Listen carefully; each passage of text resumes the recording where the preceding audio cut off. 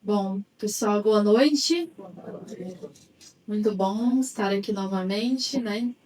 Sempre uma oportunidade de aprender. A ação de preparar um estudo, ela traz para nós muitas oportunidades de reflexão, principalmente para quem está preparando, né, Valéria? Ontem eu encontrei o Dinho no supermercado, né, Dinho, de tarde. E aí eu falei, ele perguntou o que seria o tema da palestra. Eu falei, nossa, Dinho, vou ser bem sincera. Não sei o tema ainda. Aí eu falei, deixa eu aproveitar, né? Eu falei, o que você acha? O que eu devo falar? E aí ele falou, né, sobre ser uma das últimas palestras antes do final do ano. Deu a deixa aí, né, da possibilidade da gente conversar um pouco sobre esse momento, né, em específico, em especial, que é o Natal. Concordei com ele. E aí, na parte da tarde, fui fazer pesquisas sobre o tema para que a gente pudesse conversar aqui hoje. Bom, nosso estudo hoje vai ser inspirado numa palestra feita por um palestrante que ele já está, né, tá tendo bastante renome aí no mundo espírita, que a gente fala, que é o Arthur Valadares. Ele fez uma palestra no Centro Luz e Caridade de Monte Carmelo em 2019 sobre esse tema, a qual ele nos convida a falar, né, a estudar um texto que é do livro Antologia Mediúnica do Natal, que é um livro, né, esse texto em específico foi um texto que chama Meditando o Natal, que foi psicografado por Chico, do Espírito Emmanuel. Então, nós vamos falar um pouco hoje, né, vamos fazer uma reflexão a respeito desse texto. Então, talvez para muitos, né, como é para mim também, esse momento do Natal é um momento que acalenta o coração, assim, né? Eu já começo a ter expectativa que eu vou ver muita gente, que eu gosto, que é um momento de transição, né? Então, é uma época que para muitos, assim como para mim, é uma época mais cheia de ternura, mais reconfortante. E isso acontece muitas vezes pela simples lembrança mais frequente que a gente tem de Jesus nesse momento. E aí, quando a gente pensa da maneira que a gente tem aprendido, né, na doutrina espírita, quando um pensamento ele é gerado de forma coletiva, né, então várias pessoas vibrando o bem desse momento, tendo a vibração, né, que traz esse momento de nascimento do Jesus, que é o Natal, de fato, o clima vai se modificando. A gente já tem esse conhecimento, né? Muitas pessoas vibrando para coisas boas, o momento vai ficando, né, mais ameno, né, uma suavidade maior no ar. Então, parece que nesse momento desabrocha em nós uma esperança muitas vezes que fica adormecida aí durante o ano, né? A gente começa a ter ali uma esperança, uma confiança em dias melhores. Nossos corações ficam aquecidos pela simples lembrança mais recorrente desse momento de Jesus. Bom, nesse momento lembramos muito do nascimento dele, e aí nosso coração se emociona, né? Porque é a hora que a gente vem falar como é que foi essa passagem do nascimento de Jesus, a gente retoma as lembranças de Maria, né? Que é um espírito tão grandioso. Retoma também as lembranças de José, que, como diz Emmanuel, ele passou pelo mundo no divino silêncio de Deus, mas dois espíritos tão importantes, né, responsáveis por trazer nosso menino Jesus. Bom, até então, eu estou falando com vocês do que os sentimentos do Natal ele traz para nós, a nossa perspectiva do Natal. Mas Emmanuel, nesse texto que eu citei, ele convida nós a irmos além desses sentimentos, além dessa emoção que esse momento traz. Falamos até agora do Natal sobre a nossa perspectiva, e agora a gente vai falar do Natal sobre a perspectiva do Cristo. E é por isso que o nome da palestra, né, não é Natal na visão espírita, é sobre a fé que Jesus deposita em nós. Certinho?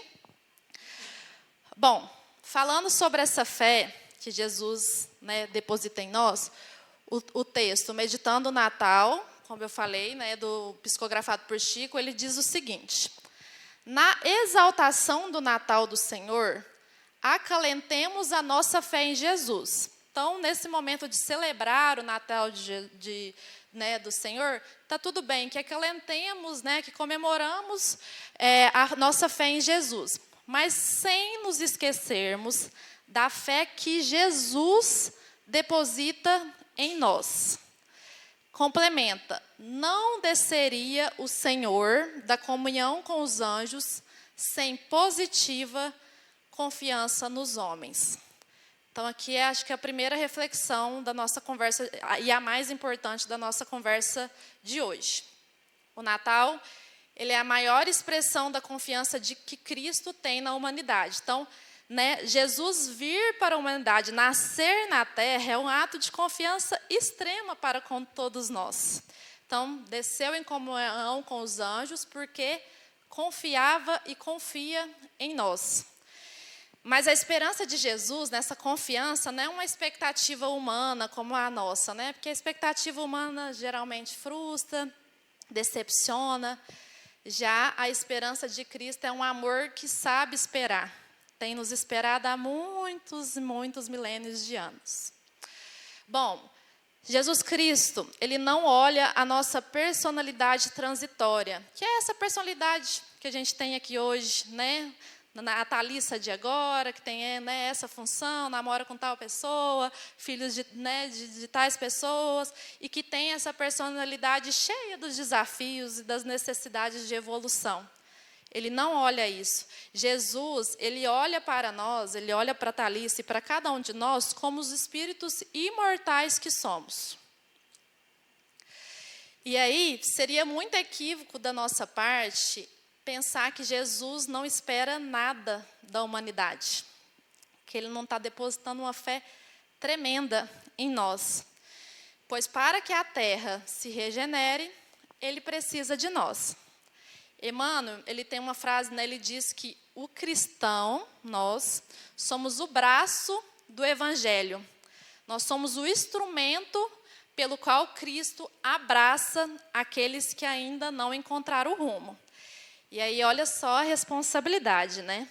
Nós que nos dizemos, né, cristãos, a expectativa do Senhor para conosco é que a gente seja o braço do Evangelho. E não é o braço do Evangelho com os meus pais, que eu amo, com as pessoas que eu convivo, que eu amo muito. É o braço do Evangelho ainda com aqueles que ainda não encontraram o rumo. Olha que forte isso. E aí, aqui eu faço uma pergunta. Como têm sido os nossos braços para aqueles que ainda não encontraram o rumo? Porque é muito fácil estender as mãos para aqueles que têm fé, que têm esperança, que, né, apesar de circunstâncias difíceis e de miséria, ainda, né, tem uma luz ali de amor que é maior que a luz de ódio. Mas e para com aqueles irmãos que ainda estão sem rumo? Como nós, como os cristãos, temos nos posicionado? Como é que tem sido o nosso braço? O braço do Evangelho.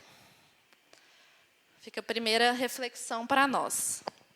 Bom, dando continuidade ao texto, ele diz o seguinte: é por isso que, da manjedoura da simplicidade e alegria, então, desde o nascimento de Jesus até a crise da cruz, da renunciação das criaturas, Jesus convida pescadores humildes ao seu ministério salvador, transformando-os em advogados da redenção humana.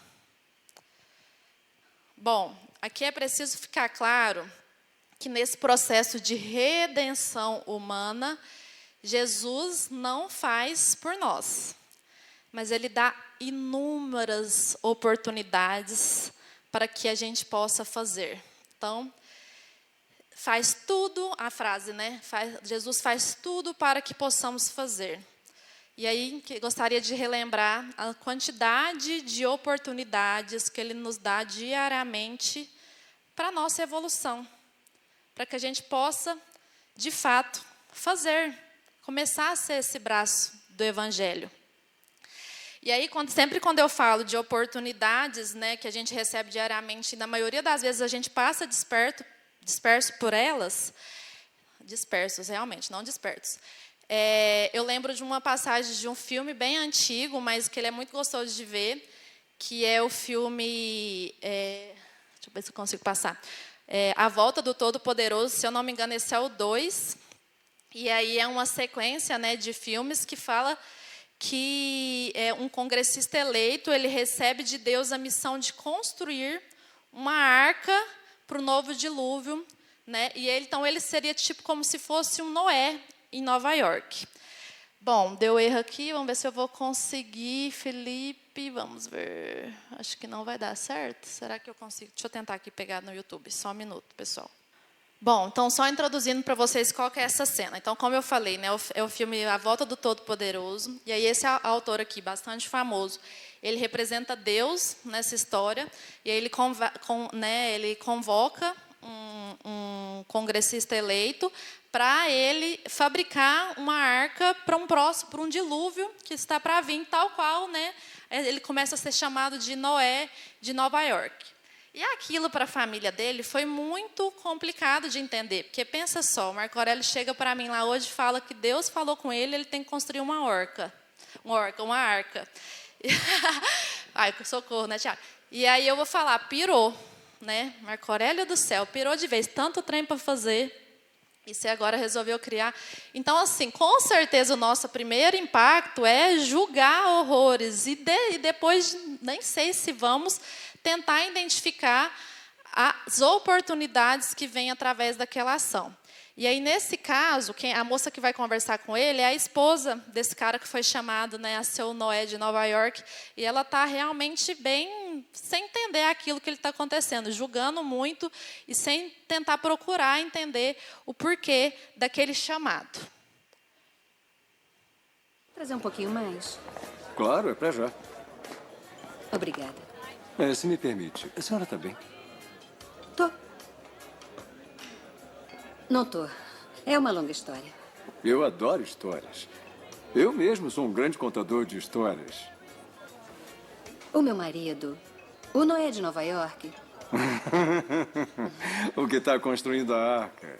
Esse mesmo. Eu adoro essa história. Noé e a arca. Olha, muitos não entendem essa história. Pensam que fala da ira e da fúria de Deus. Adoram quando Deus fica zangado. Então a história da arca é sobre o quê? Eu acho que é uma história de amor. De acreditar uns nos outros. Sabe que os animais apareceram em paz? Ficaram juntos lá, lado a lado. Assim como Noé e a família. Todos entraram na arca, lado a lado. Mas meu marido disse que Deus ordenou que ele a fizesse. Como é que eu lido com isso? Parece uma oportunidade. Deixa eu fazer uma pergunta. Se alguém rezar pedindo paciência, acha que Deus dará paciência? Ou Deus dará a oportunidade de ser paciente?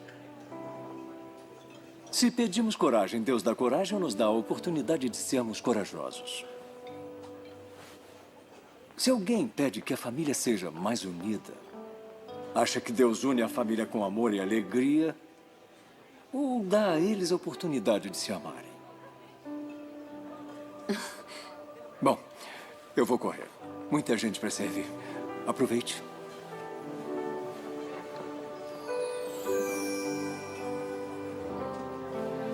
Acho que não é mais... Bom, pessoal, aqui ele deixa claro, né, o quanto Deus age em nossa vida através das oportunidades.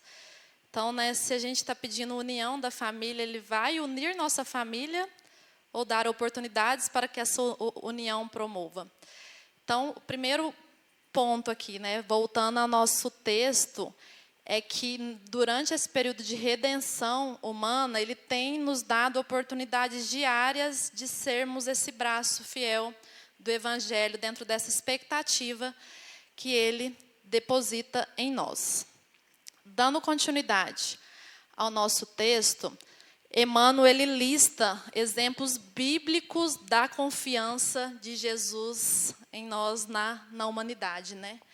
Ele fala que Jesus vai ao encontro de Madalena, possuída pelos adversários do bem, e converte-a em mensageira da luz. Então, né, quem sabe a história aí, Maria Madalena foi, de fato, né, uma mensageira da luz, e aí tem um histórico inicial que era bem diferente disso, né, como Zaqueu também, que estava mergulhado no conforto da posse material. E aí Jesus faz dele um administrador consciente e justo, continuando nos exemplos, né, registrados na Bíblia. Ele não conhece qualquer desânimo, ele não teve qualquer desânimo quanto à negação de Pedro, e nele edificou, né, o apóstolo fiel que lhe defenderia o evangelho até o martírio e a crucificação. E ele não se agaça com as dúvidas de Tomé, né? Tomé que precisava ver para crer, e elevou na condição de missionário valoroso que lhe sustenta a causa até o sacrifício. Bom, está claro então, né, por essas passagens, que Jesus vê muito além daquilo que a gente se apresenta a ele. Então, nesses casos, né, esses exemplos se apresentaram outros tipos de pessoa, e ele, né, aproveitou e deu oportunidade para que essas pessoas, esses casos, Zaqueu, Madalena, né, se transformassem. Ele ainda encerra aqui. Jesus não se sentiu ofendido aos golpes e incompreensão do Saulo, que foi um perseguidor de Jesus, e visita-o às portas de Damasco, investindo na posição de emissário de sua graça, coroando de claridades eternas. E agora, né, entendendo que Jesus, ele enxerga o que a gente pode vir a ser, e foi o que aconteceu nesses casos, é notável que ele não olha apenas aquilo que nós somos. E aí, se a gente coloca esses exemplos listados aqui para a nossa atualidade, quantos Saulos que a gente não tem enfrentado aí nos nossos dias a dias, conhecidos, né, que são fanáticos demais, às vezes até violentos. E as Madalenas, né, que por um momento às vezes estão entregues a prazeres, né, às vezes ainda há uma influência dos adversários do bem, como citou, aos Zaqueus que abusam do poder, né, que nos foi concedido, abusam das posses, do dinheiro. Então, quantas pessoas a gente já não convive, se a gente não é algumas delas também, assim, né? Se Jesus topasse com a gente hoje, se a gente não tinha uns defeitinhos assim também. E aí, o desafio fica aqui, como tem sido nossas visões para com esses. Mediante a fé que Jesus deposita em nós, como que a gente tem se comportado quando a gente encontra os Saulos, né, as Madalenas, os Zaqueus? A gente tem, né, tido um sentimento mais de amor ou de repulsa? E aí, Tiago?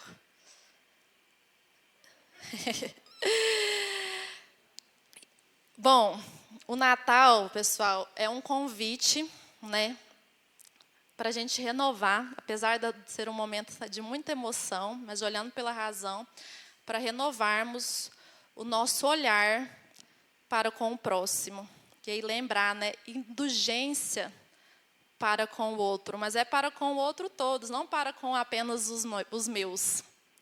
Aqueles que a gente ama e que a gente também já tem umas dificuldades de indulgência. Bom, a fé e o otimismo do Cristo com a gente começaram na descida à estrabária singela e continuam até hoje, amparando-nos e redimindo-nos dia a dia. E aqui a gente pode ir além. Que a gente já sabe, já tem vários livros que registram que houve uma preparação gigantesca para a vinda de Jesus na Terra. Então, não começou ali no Natal, não. Né? Milênios e milênios de ano preparando para essa vinda, mandou seus mensageiros, no momento certo veio ele mesmo, né, em carne ali, para estar conosco. Então, desde milênios de anos e até agora, Jesus conserva em nós uma esperança e uma fé, né, para conosco e com toda a humanidade. Bom, dando andamento, ele fala, assinalando assim os júbilos de Natal. Então, nesse momento que, ok, nós vamos comemorar, e é um momento realmente muito bom de festividades, mas que a gente recorde a confiança do Mestre e afeiçoemo-nos à sua obra de amor e luz, tornando por marco de partida a nossa própria existência. Então, tomando por marco de partida a nossa oportunidade de estar aqui na Terra mais uma vez. Então, o Senhor nos clama a tarefa que o Evangelho nos assinala. Então, Ele nos chama para as tarefas que no Evangelho nos ensina. Então, o Evangelho nos chama a ampliar a nossa esperança, a mudar o nosso olhar, né, renovar o olhar, como a gente falou, a auxiliar mesmo sabendo as limitações do outro, como Jesus sabia e sabe das nossas limitações. Tem uma parte descrita, parte bíblica, né, em João, versículo 25, capítulo 2, que fala o seguinte: ele bem sabia o que havia no homem. Então, ele sabia o que havia em nós, né? Jesus sabia tudo sobre nós e ainda assim nos amou, nos auxiliou e nos chamou. E aí tem uma história que ela é ditada pelo espírito Humberto de Campos. Ela é uma psicografia também escrita por Chico Xavier, que conta a história de Jesus, eu vou ler ela para nós, de Jesus com Pedro. Jesus, ele estava bem, né? Imagina, se a gente tem muita demanda no dia a dia no trabalho, imagina Jesus ali, né? Na época do alvoroço ali, que a galera já sabia que ele fazia milagre. E aí ele estava retido, né? Humberto Campos conta para nós que ele estava retido pelos seus deveres junto à multidão em Cafarnaum. E aí ele chamou Pedro Simão e falou: Pedro, peço que vá até a casa de Jeremias, o curtidor, para ajudar sua filha, que, prostrada no leito, tem a cabeça conturbada e o corpo abatido. Ora ao lado dela ore, né, ao lado dela e ao Pai, a quem rogamos apoio, socorrerá os doentes por suas mãos. E aí Pedro acorda no outro dia, né, tem uma missão de Jesus, ele não vai negar, né, dessa vez, e vamos lá. E partiu todo empolgado para ir na casa de Jeremias, né, fazer ali, ajudar eles, auxiliar eles. E aí ele foi e voltou, foi cedo e voltou no final do dia muito cabisbaixo, muito desanimado. E aí ele fala, né, mestre, todo o esforço foi em vão de ir lá visitar aquela família. E aí Jesus perguntou, como assim? E aí Pedro responde, olha o nível. A casa de Jeremias é um antro de perdição. A começar por ele, que eu encontrei embriagando-se com sua jovem serva. Seu filho mais velho, Zoar, enfurecido por ter perdido dinheiro no jogo, também não soube dizer onde estava a irmã doente. A dona da casa só me mostrou o quarto após espancar uma criança esquelética, por supor que essa criança havia lhe roubado um figo.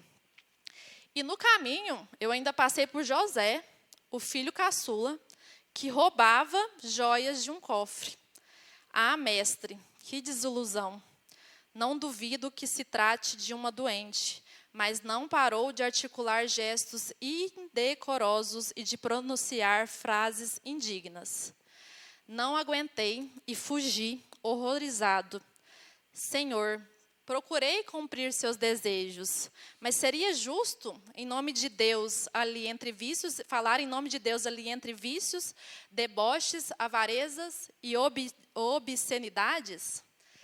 E aí Jesus olha, né, com todo esse histórico de julgamento aqui do Pedro, olha nos olhos dele e fala, Pedro, quando eu te enviei até a casa de Jeremias, eu já sabia de tudo isso. Eu só lhe pedi que auxiliasse. Então, ele sabia de todo o histórico, sabia de todos os defeitos deles, os nossos, e assim é conosco. Ele ainda pede, né, ele ainda nos dá o auxílio, apesar, né, das nossas dificuldades. Bom,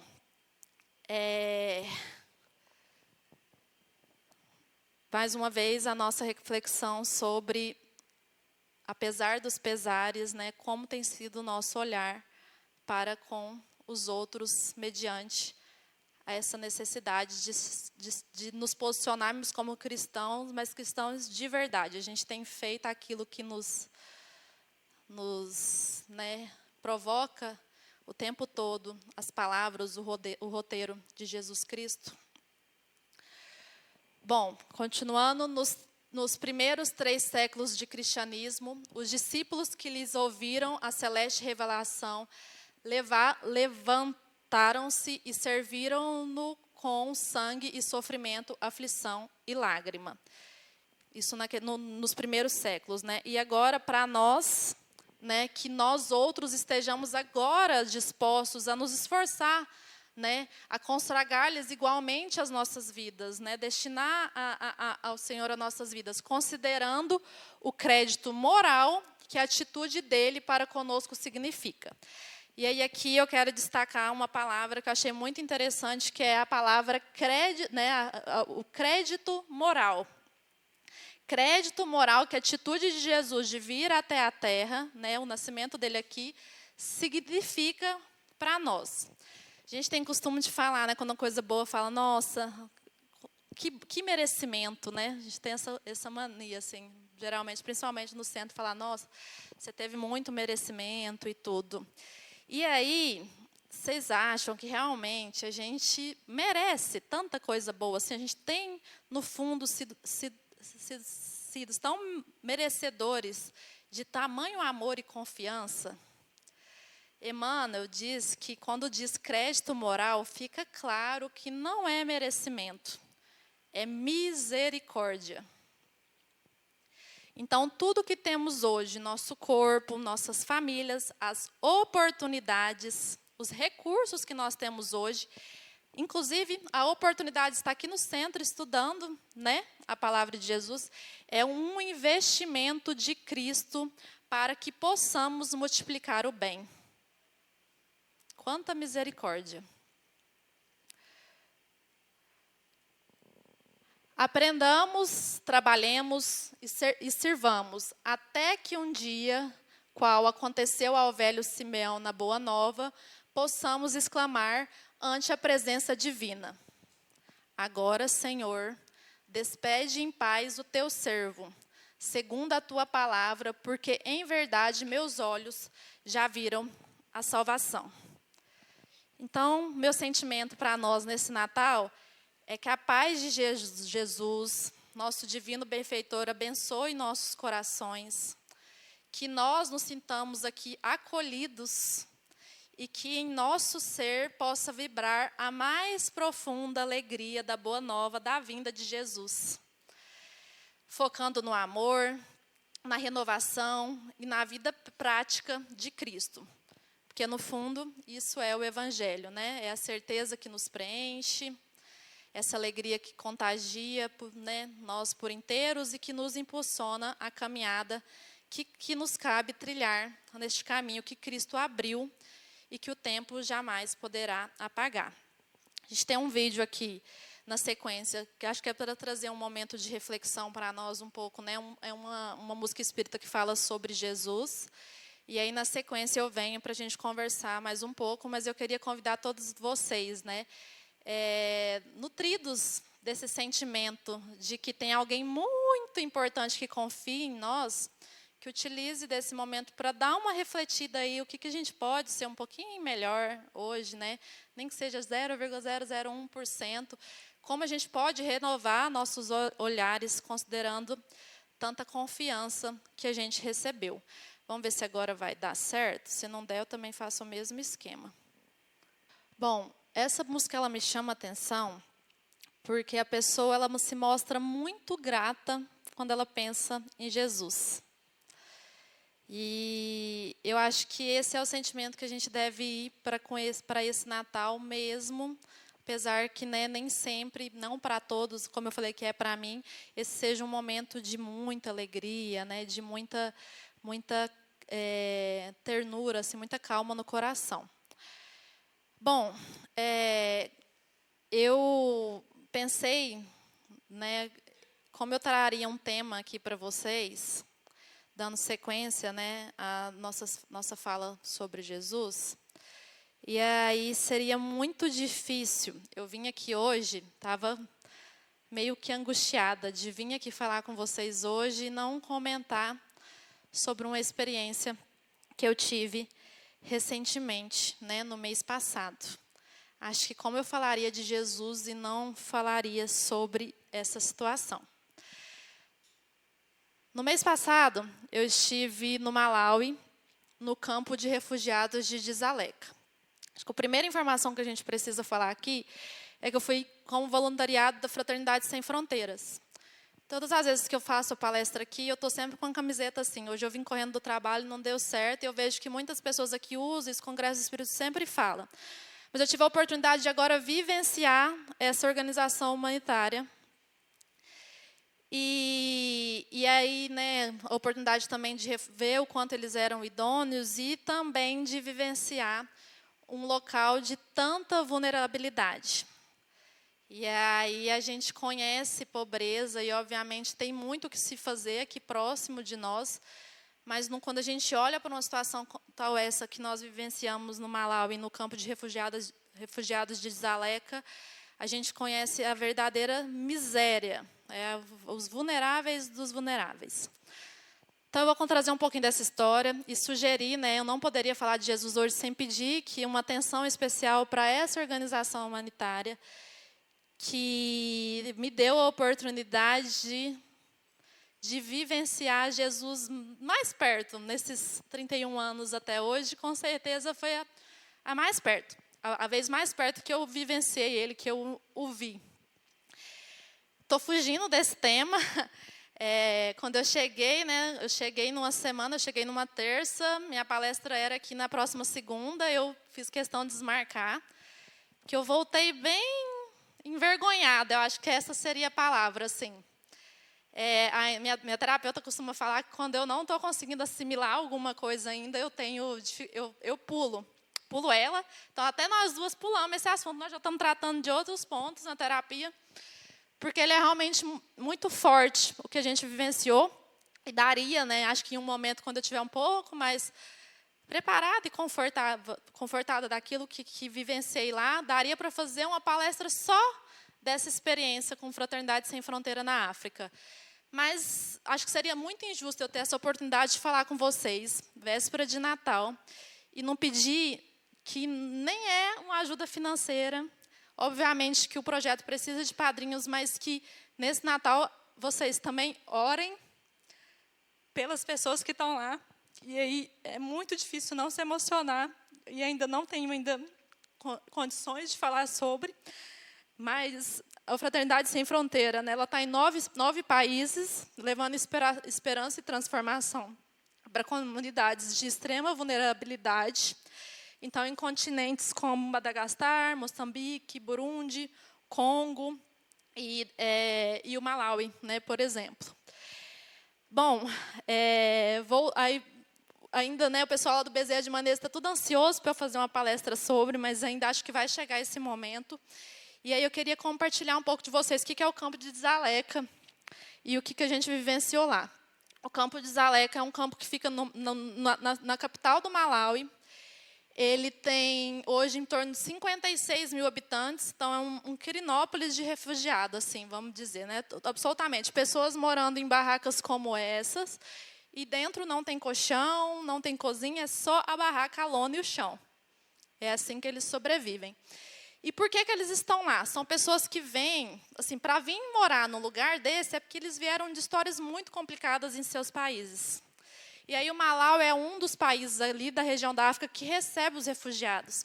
Mas ele recebe porque ele tem alguns benefícios fiscais com isso, né, de impostos e tal, perante a ONU e tudo.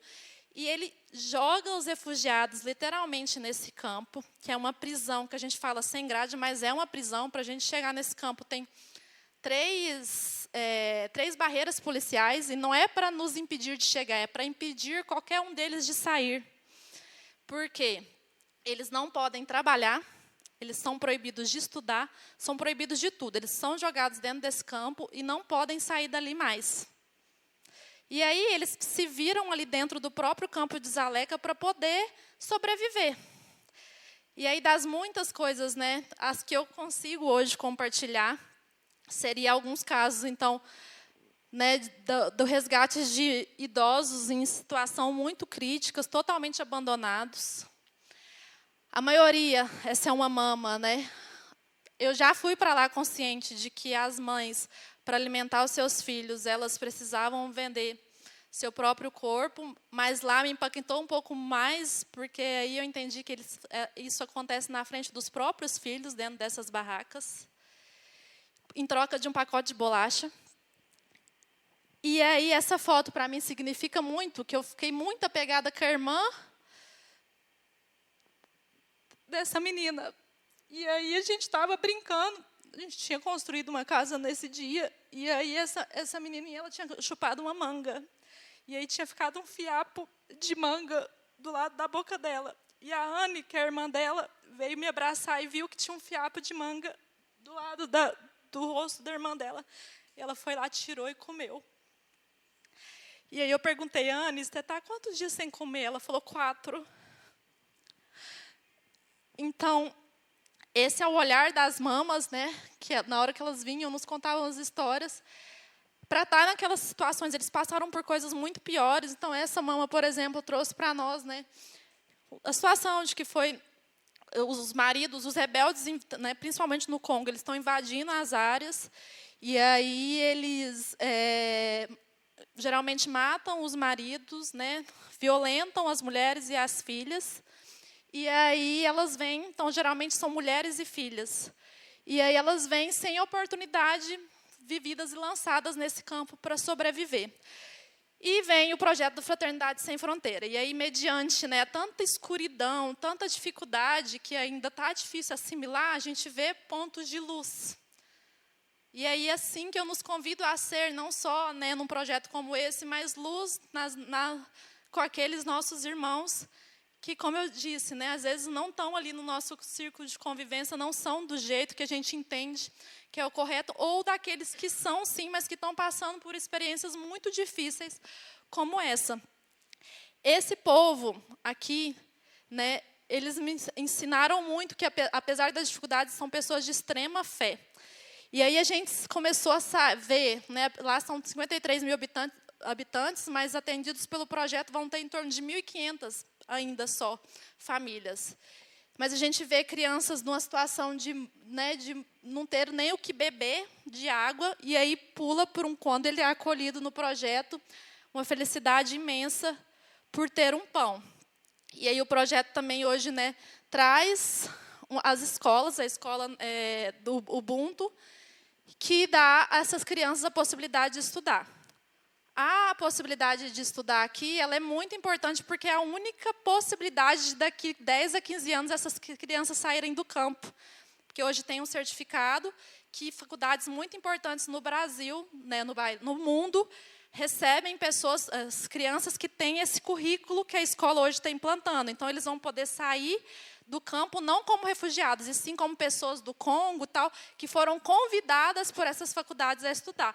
Mas é um projeto de muito longo prazo, mas, né, trazendo essas crianças para o projeto, elas se alimentam, as mães vêm para o projeto, trabalham também, elas cultivam no campo e tudo, e dá a oportunidade, né, de um fecho de luz e esperança. E aí lidamos com, né, pessoas de extrema confiança em Deus e muito conscientes da confiança que Deus tem nelas, apesar de uma vida assim que difícil mencionar. Bom, desde que eu voltei de lá, ainda não conseguindo ainda tratar muito bem, não falei ainda direito nem assim com a minha mãe mesmo, que é alguém que eu consigo desabafar. Contei muito por partes, mas tem uma frase de Santo Antônio de Pádua que fala que são muitas as perguntas, mas que a resposta é uma só, é Jesus Cristo. E aí a gente fica sem graça de compartilhar uma situação como essa, e aí, até para não parecer vaidade, né, mas tem uma frase que uma das caravaneiras, que é a Larissa Chaves, que é também que estava conosco lá, né, e ela é palestrante espírita, ela postou uma legenda que eu vou pedir a licença para vocês para ler. Há uma passagem bíblica anotada por Mateus que diz assim, que a vossa mão direita não saiba o que faz a mão esquerda. Uma das interpretações mais conhecidas dessa passagem refere-se a fazer o bem sem ostentação, sem orgulho, de forma discreta. Isso é importante, sem dúvidas. Mas diante do que nós vimos no Malawi, durante a cada uma das visitas no campo de refugiados de Dzaleka, me parece que o mais importante mesmo é fazer algo. E aí, acho que o meu algo hoje aqui é poder compartilhar que mais pessoas saibam o que está acontecendo lá com essa gente que é tão silenciada. A parte da ostentação, da vaidade, do orgulho, a gente vai, né, desviando dela no caminho. Então, temos atualmente mais de 50 mil irmãos refugiados no campo de Dzaleka, de lugares que vêm com guerra armada, como Congo e Ruanda. Muitos tinham uma vida normal, como as nossas. Então, a gente encontrou essas mamas, né?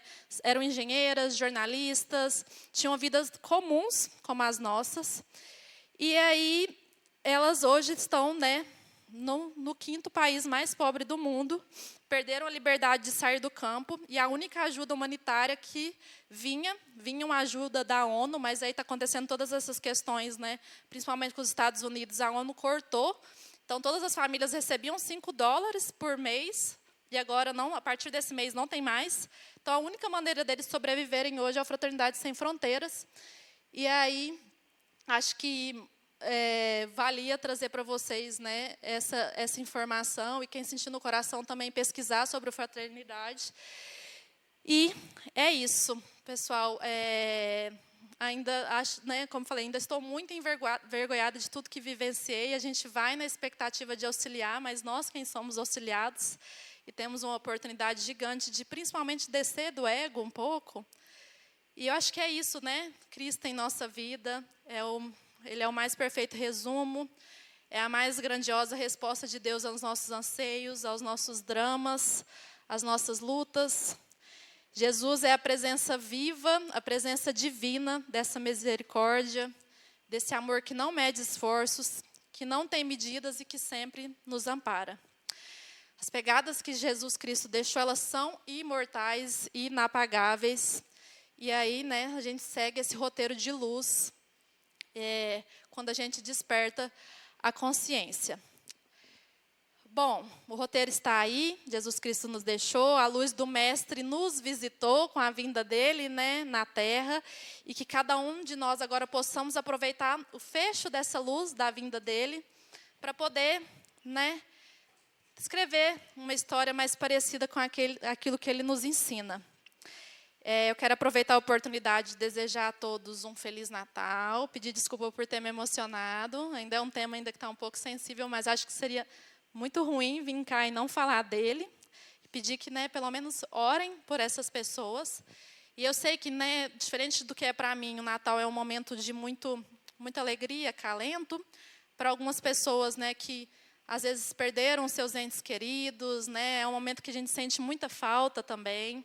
Então, né, pedimos a Deus e a espiritualidade amiga que conforte os corações de quem está passando por esse sentimento. Sei também que pessoas que estão passando em momentos de mudanças e transições, né, Sóstena, deve ser um momento também que o coração vai ficando apertadinho.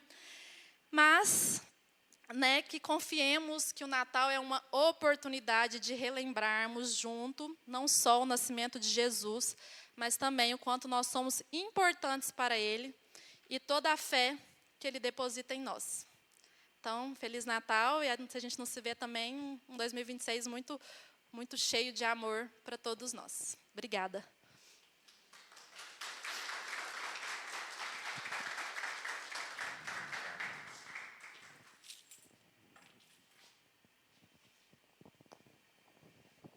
Boa noite novamente para todos.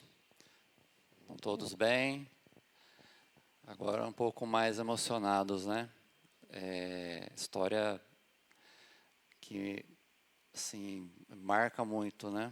Uma situação que eu vou até dar como exemplo. Há algum tempo atrás, nós estávamos almoçando. Acho que a minha esposa não estava nesse almoço, não me lembro. Mas eu estava com os dois, eles eram menores. E a gente conversando sobre a comida, né, que a gente sempre tinha que agradecer a comida que estava na mesa. E aí me deu uma coisa nesse dia, porque eles estavam desperdiçando comida e tal, já vinha há algum tempo, né? Qual pai e mãe que não passa por isso? E aí eu mostrei umas crianças da África. E falei assim, olha, essas aqui ficam dias sem comer, sem ter o que comer. E olha a gente aqui, ó, mesa farta todos os dias. Temos que agradecer a Deus, levantar as mãos para o céu mesmo. E uma coisa que me chamou a atenção, além disso, é como que a gente pega o exemplo de Zaqueu, por exemplo, e a gente olha para os Zaqueus que a gente conhece, para as Madalenas, né? E para outros tantos exemplos que tem na história de Jesus, com Jesus, e a gente não presta atenção sob esse ponto de vista. E a gente sempre lembra, né? O que faria Jesus nessa situação?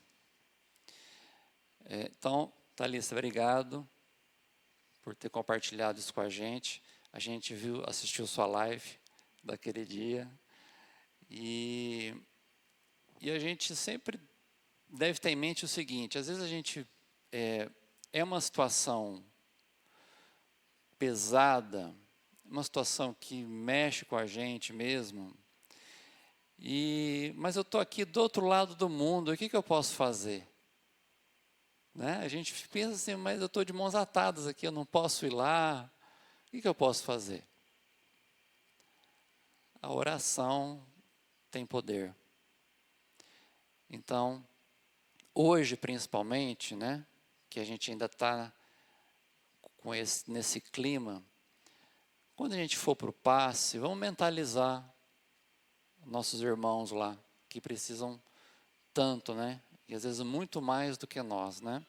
E esse choque de realidade, às vezes é muito bom para a gente poder, para sermos gratos por coisas que normalmente nós não seríamos, que está no nosso dia a dia tão normais para nós, e que para outros é como se fosse o paraíso, né?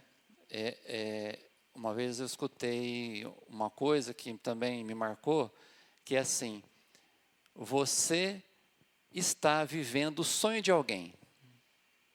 Ter comida na mesa é o sonho de alguém. Ter roupa para vestir é o sonho de alguém.